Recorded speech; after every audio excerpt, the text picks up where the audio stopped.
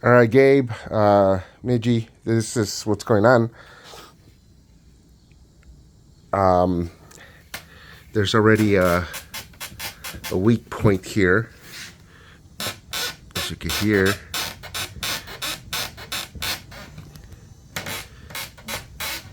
Oh, and there's actually a crack there.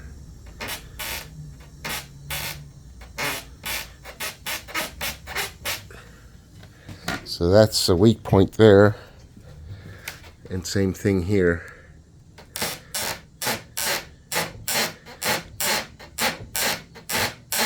Right side, left side. And two, the stress of the suspension, the elastic webbing, which has to be taut and nice and tight, it's pulling in, it's warping that straight edge of about 1/4 of an inch.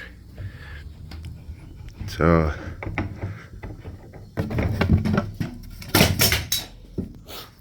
let's say we were to put a straight edge there. It's tight here, but then it's warping inward about a little over 1/4 of an inch, 1/4 of an inch. It's not taking the tension. Same thing with the back here.